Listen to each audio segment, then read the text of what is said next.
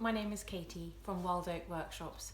Normally at this time of year I would be welcoming people to the Nest here in Norfolk to have a lovely Mother's Day floristry workshop. However, our plans have slightly changed, everybody's plans have changed, and I thought, seeing as I have these lovely flowers and probably a lot of us aren't going to be able to see our mummies tomorrow for Mothering Sunday, I thought I could create a bouquet for all of you that you could share with your mummies, and maybe you could virtually send it to them just in case you can't actually see them in person. So this is a beautiful bouquet made for all the mummies for Mother's Day.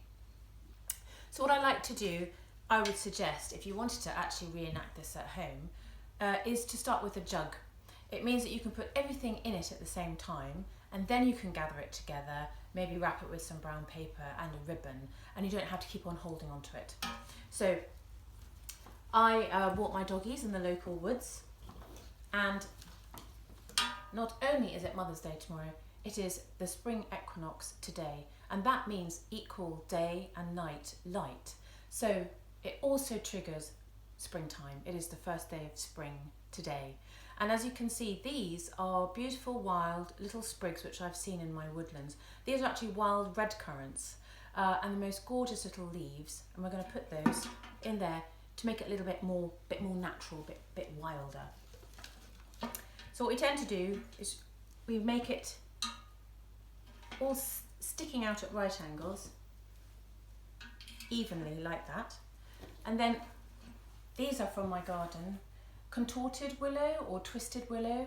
Again, I don't know whether you can see, but these buds are just about to pop out with hopefully the lovely sunshine which I think we're due. So again, it's a lovely little bit of wildness that you can put in your bouquet. So I'm going to put those there too. This is a rowan or mountain ash. Again, you can see just here, this is where the lovely flowers, they almost look like cauliflower heads, beautiful white blossom in the springtime, and then it goes on to be these lovely orangey and red currants, berries in the autumn. The birds absolutely love them, and this stunning leaves. So we're going to pop a few of those in there as well. So already it's looking lovely and wild. These are my favourite things. This is pussy willow. Now I've got these from my local supermarket. So these ones here are from the supermarket, but these ones, I don't know whether you can see the difference. These ones are wild ones in the hedgerows right now. And even here, you can see it's just greening up too. And what will happen is that these little, beautiful little furry covers to the seeds will pop open when it starts to warm up. And then you have these fantastic pollen heads. I'm a beekeeper too, and the bees absolutely love and depend on that as one of their first pollen feeds of the season. So I'm going to add these too. I also like the whiteness of it. And then I've done some research of the symbology of flowers, and essentially all white flowers symbolize motherhood. It's the purity, which are absolutely stunning. So I've got some long, these are called long lilies. You can see, I'll show you how to cut these off in a little bit of this wonderful trumpet shape. And of course there's a bee which is specially designed to pollinate, to go right down there and seek out all the nectar and pollen. So we're going to add these lovely lilies. And I was going to just show you, I've cleared the rest of the stems, but when you're working with flowers and you're putting them in the vase, if you wanted to reposition them, it's a really good idea to take all of the leaves off the stem. So it means that you can put them in anywhere you like, and it doesn't then pull the rest of the bouquet out. So I'm going to cut these a little bit shorter.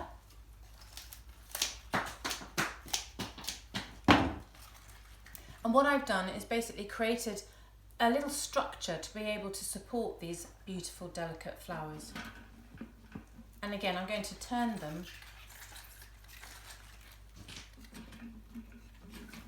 so that they're facing out, nestled in all this lovely wild greenery.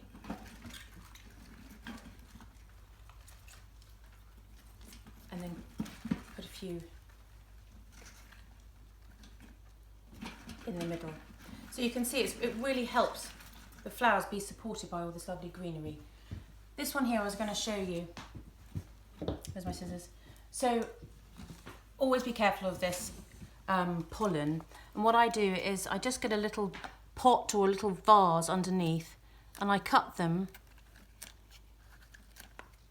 and then I push them in there. You can see they're already giving off their lovely pollen. If you get it on your clothes, don't brush it off. Get some sellotape and just stick it and just pull it off very slowly. Change the piece of sellotape and do that. So there's lilies. So again, we've got some other lovely white flowers, white roses. So what I tend to do is get them all similar height and I bring them up to the bouquet and I pretty much look where they're going to sit. And then again, I'm just going to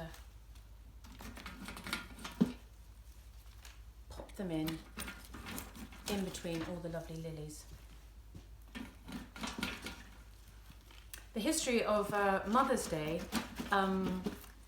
is that in the Christian faith, Mothering Sunday is actually Annunciation Day, big word, and it actually symbolises the day when the angel Gabriel came and visited the Virgin Mary and broke the news to her, which must have been quite shocking, that she was then going to suddenly become pregnant and be the mother of the Son of God.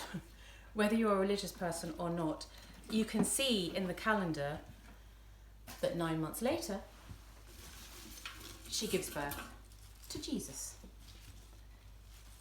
So traditionally, that's why Mother's Day is Mothering Sunday. Very interestingly though, it does coincide with the spring equinox, and at the moment it's all about animals finding their mates, deciding where to nest. So therefore Mother Nature, it's her time too. And as we can see from what's happening on the planet, she's really taking control, isn't she?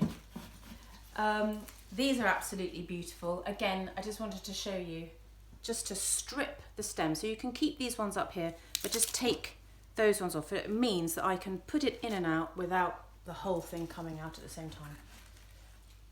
I just wanted to show you also, bees will see all of this in absolute technicolor, and you can see all the stripes on the petals, almost like a landing strip, and it's the flowers absolutely explaining and showing the bee where to land, where to crawl in, because in there is where the nectar is, which is a lovely energy drink for the bee.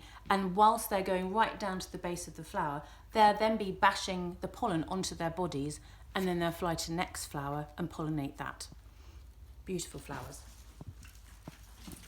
So you can see we're building up most gorgeous bouquet. Nice and wild. These, I think, the most fantastic things. I call them ballerina carnations because they just look like a tutu, don't you think? And at the edges, they've got this little pinking, this little ziggy-zaggy edge. But again, it's this beautiful white. And it also means if you were to give this as a gift, either on Mothering Sunday or to anyone if you're going around to give somebody a gift in their home, if you don't know what their colour scheme is, white and green absolutely is the answer to all lovely gifts as flowers. So I'm going to add those too.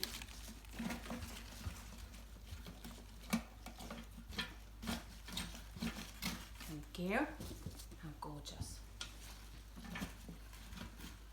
If it is getting a little bit chock-a-block in there, you can just lift it up a bit, just give it a bit more space. Oh, so gorgeous. And the smell, I wish you were here. The smell is stunning. The lilies, the roses, all the lovely greenery, which I've just picked from walking in the woodland today. Really lovely spring smell.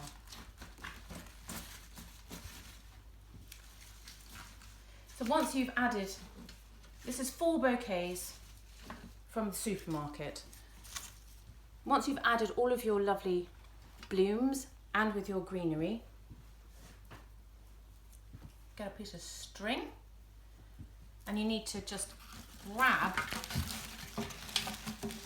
just underneath and tie it so that when you take it out it still stays in its lovely bouquet. Nice and tightly. There. Because then I can pull it out without the whole thing collapsing. I'm going to put that there. There are the decks. So then you can decide, yep, that one probably needs to be brought up a bit. Might have sunk down.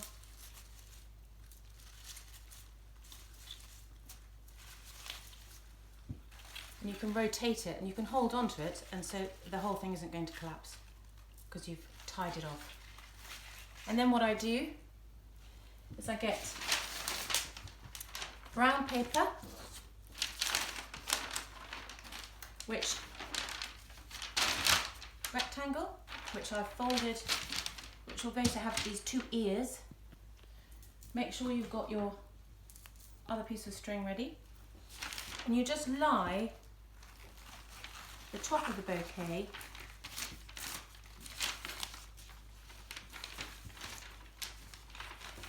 there, and then you bring, just like swaddling a baby, like that. Get your string,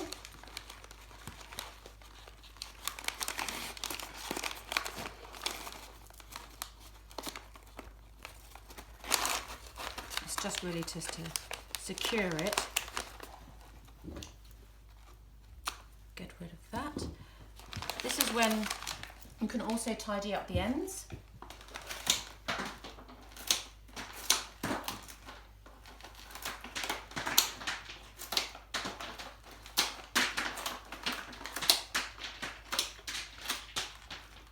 Here, and then I've chosen this beautiful subtle shot green.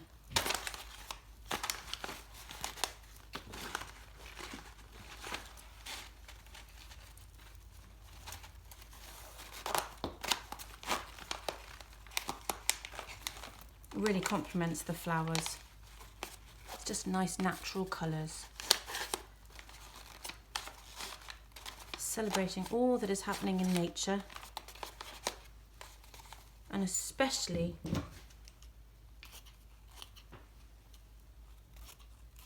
for all of you mummies